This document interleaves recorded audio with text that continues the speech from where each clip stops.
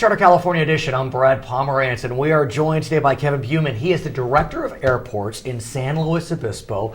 I admit it, I'm that kid who likes to watch planes take off and land, and I've used your airport several times. Explain exactly what the San Luis Obispo County Regional Airport is. We are a commercial service airport. Commercial, key. Commercial, so we have scheduled flights. We're serviced by United Express, as well as US Air, soon to be the New American. Sure. We have cargo service. FedEx and UPS both serve the airport, and we have a significant number of privately owned and operated airports. And when you consider the regional airport model, San Luis Obispo actually is doing fairly well.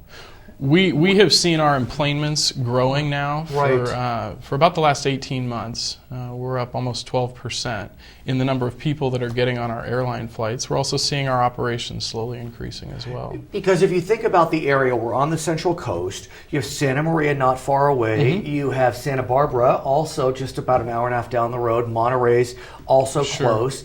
But yet, while those airports, I think, are facing some struggles, San Luis Obispo not as much. We are fortunate. Yes, we are in an isolated part of California, so air service brings a significant value to people both traveling to and from the community. We also have passengers that do not fly from our airport. They choose other airports for one of several reasons. That is something we closely measure and track, but the goal is to certainly have people use their hometown airport. And I think in today's market, it's something for people to really consider in the regional markets to use that airport if the community intends to keep the air service there. And that's the key. I mean, if all of a sudden people don't use their regional airport, the regional airport will go away. Well, the airport will stay. Well, you'll still have the runway and the buildings, but you will lose the air service. And there's several examples of that in California right now. If you look at Reg'l, they have lost their air service. Chico, Modesto. So there is no commercial service to those communities. The airlines have either stopped flying or plan to do so. Carlsbad is in that space as well. So when you have smaller markets, the imperative to make that market successful is a joint effort between the airport and the community and the airline. And look, in the final analysis, when you're living in a smaller community, if you use the regional airport, a connection is likely.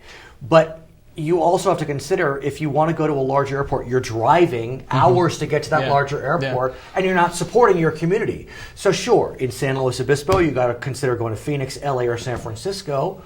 But hey, it's about keeping jobs. Certainly. In this area.